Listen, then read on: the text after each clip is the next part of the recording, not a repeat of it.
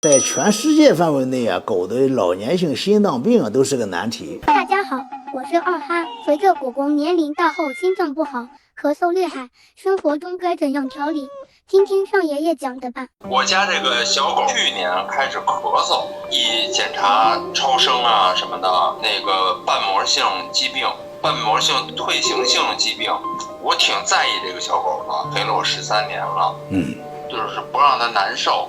因为他现在呢是喘的厉害，然后呢咳嗽，舌头也是粉色的，也没有紫，他就是喘气快。我感觉到他整体的体质啊也还不算太差。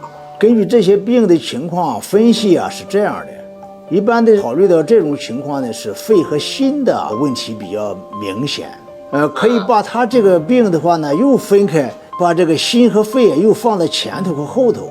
如果是心脏为主的话呢，我们就叫它叫心肺病，就是由于心脏造成的心功能不好，然后进一步的会影响到肺的呼吸，有咳嗽或者有痰，是这样的。如果说是先是肺有问题，也会影响到心脏的时候，我们就叫它叫做肺心病，当然是以咳嗽有痰为主。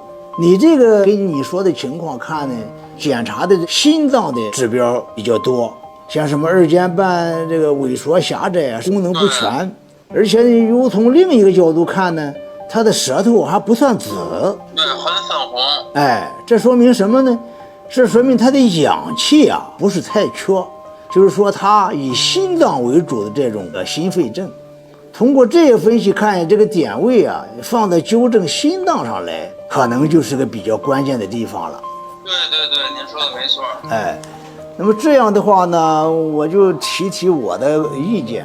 我这些年来治疗的心脏病当中，就是凡是有心脏病、心肺不好的狗，建议它吃处方粮，因为这个里头啊有利于心脏恢复的这个成分，尤其是缓解心脏的肥大呀，缓解这个心脏二尖瓣的这个功能啊，这些有好处。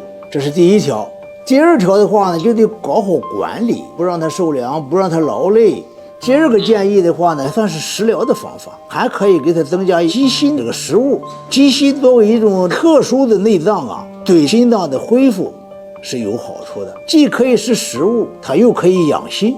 每天要是吃它，会不会什么胆固醇高啊什么的这些呀？鸡心呢是一个特殊的组织，它里头的纤维啊，这个心脏你拿下来以后，它自动的还会跳，因此在心脏里头啊，基本上是脂肪都在外边，表面的油都搅掉，都给它搅掉，然后的话给它剔掉，然后再开水下锅，紧它2分钟就可以了。好，明白。